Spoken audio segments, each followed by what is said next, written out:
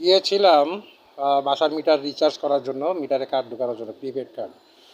তো একটা দোকানে বসা ছিলাম, স্যামসাং আমার দোকানে, আমাদের খিলগাঁওয়ের, আধা ঘন্টা। কিন্তু নেটওয়ার্কের সার্ভার ডাউন হওয়ার কারণে, ইন্টারনেটের সার্ভার ডাউনের কারণে আর ঢোকাইতে পারিনি, তাই ভয়েস ওভার করছি। তারপরে যাচ্ছি আমাদের, যেহেতু গোপনভাবে ভিডিওটি করছি, তখন আমি যাচ্ছি এখন হলো আমাদের তালতলা মোড়ের আলাক্সের সাথে আরেকটা লোডের দোকান, যেখানে মিটারে রিচার্জ করা হয়, প্রিপেড মিটার ইন্টারনেটের। তো যখন আমি দোকানটার সামনে যাই, প্রায় 1 মিনিট 15 সেকেন্ডের ভিডিও করি। আমি দুইটা দোকানের ভিডিও আপনাদেরকে দেখাচ্ছি। ক্যামেরা একটু নড়চড় হচ্ছে, কারণ গোপনভাবে ভিডিও করা, এই আর কি। তো আমি এখন এই দোকানদারকে জিজ্ঞাসা করলাম যে আমাদের বাসার মিটারের কার্ডটা তার হাতে দিব। তখন জিজ্ঞেস করলাম যে কার্ড রিচার্জ করা যাবে মিটারের? তখন বললো না ভাই, সার্ভার ডাউন, রিচার্জ করা যাবে না। তো ভারাক্রান্ত মন নিয়ে সেখানে একজন ভাইয়ের সাথে কথা বলতেছিলাম যে এই দুরবস্থা নিয়ে। তখন সে ভাই বলতেছিল, ভাই কী আর করবেন, কিছু করার নেই। তারপরে আরেক দোকানে আসলাম, তালতলা মোড়ে, এটা আলাক্সার সাথে। জিজ্ঞাসা করলাম, সে একই কথা বললো, সার্ভার ডাউন, কোনো কিছু করার নেই। দুপুর 12টা থেকে কোনো জায়গার মাধ্যমেই হোক আপনার মিটারে টাকা ঢোকানো। আসসালামু আলাইকুম, ঢাকা নিউজে আপনাদের সকলকে স্বাগতম জানাচ্ছি। কোটা আন্দোলন নিয়ে কিছু আপডেট দিতে চাই। তার আগে আমি তারিখটা একটু বলে রাখি। 18 তারিখ, মানে 18ই জুলাই 2024, রাত 10টা 20। 18ই জুলাই 2024, রাত 10টা 20 বাজে। তারিখটা বলার কারণ হচ্ছে, কারণ নেটওয়ার্ক শাটডাউন করে দেওয়া হয়েছে। গতকাল আমরা জানি যে যারা মোবাইলের সিমের মাধ্যমে নেট চালান, তাদের ডাটা পেতে কষ্ট হচ্ছিল। সেখানে 4G থেকে নামিয়ে 2G করা হয়েছিল। অনেকে ফেসবুক, ইউটিউবে বা মেসেঞ্জার, হোয়াটসঅ্যাপে ঢুকতে পারছিলেন না। আর আজকে ওয়াইফাইও আপনার দুর্বল করে দেওয়া হয়েছে। ওয়াইফাইয়ের মাধ্যমে আপনার ফেসবুক, ইউটিউবে তো ঢোকা যাচ্ছেই না, অথচ ওয়াইফাই নেটওয়ার্ক আপনার ফুল দেখাচ্ছে।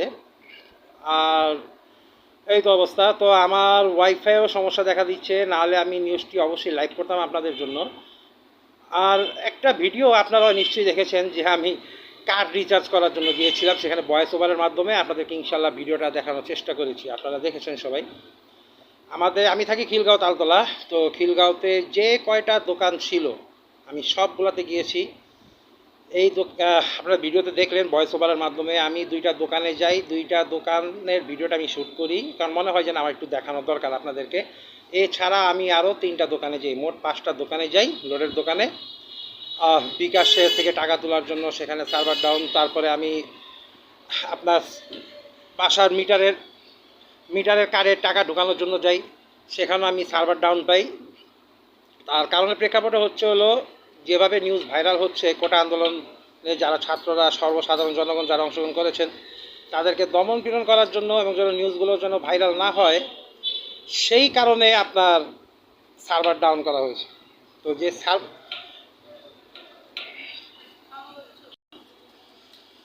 তো যেন আন্দোলনের বিষয়বস্তুগুলো যেন সর্বসাধারণের জনগণের কাছে যেন না পৌঁছায় ফেসবুক, ইউটিউবের মাধ্যমে, সেই কারণে সার্ভার ডাউন করা হয়। তা আমার এক্সপিরিয়েন্সটা কেমন ছিল, আমি আজকে রামপুরা বউবাজার আমার খালার বাসায় যাই। তো সেখানে প্রথমে আমি বেশ কিছুক্ষণ ওয়াইফাই আমার বাসায় কাজ করছিল না, বিধায় আমি সেখানে যাই।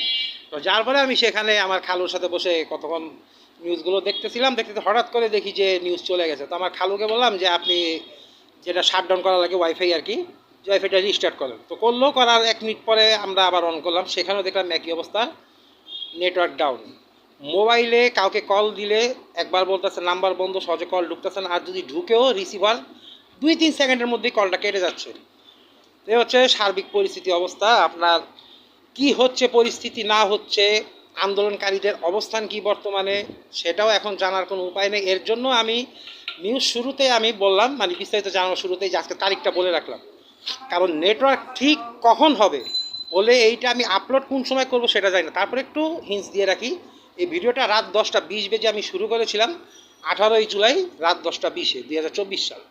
তো আপনাদেরকে জানানোর জন্য আরও যেটা বিস্তারিত আমি আপনাদেরকে বলবো, সর্বশেষ খবর যেটা আপনার, আজকে মাননীয় প্রধানমন্ত্রী শেখ হাসিনার মন্ত্রী, আইনমন্ত্রী আনিসুল হক, তিনি বলেছেন যে প্রধানমন্ত্রী শেখ হাসিনা রাজি আছেন কোটা আন্দোলনকারীদের সাথে বসার জন্য।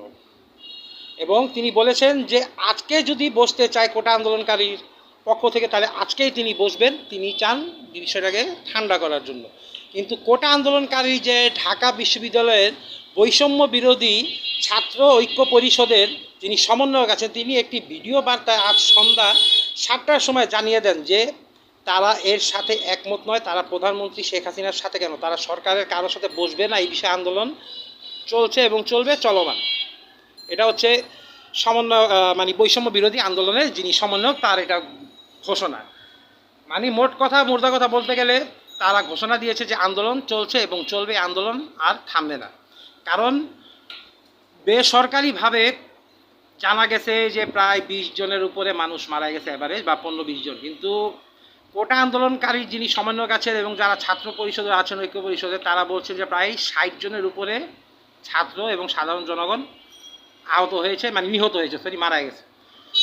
তো ফেসবুক ভেরিফাইড পেজে যিনি সমন্বয়ক আছেন, যিনি আপনার ভিডিও বার্তায় দিয়েছেন তার বার্তার একটু সংক্ষেপে বলি। তিনি বলেছেন যে এটা তার মুখের কথা, যে সমন্বয়ক তিনি বলেছেন যে আমরা শঙ্কিত আছি, এর জন্য আমি ভিডিও বার্তার মাধ্যমে কথা বলছি। এতদিন আমি আপনাদের সামনে সরাসরি কথা বলেছি, কিন্তু এখন ভিডিও বার্তার মাধ্যমে আসছি, কারণ আমি নিজেকে জীবন নিয়ে শঙ্কিত আছি।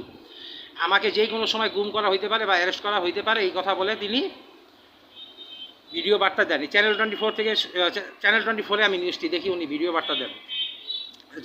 আপনার বৈষম্য বিরোধী ছাত্র ঐক্য পরিষদের আন্দোলনের সর্বশেষ বিস্তারিত। আর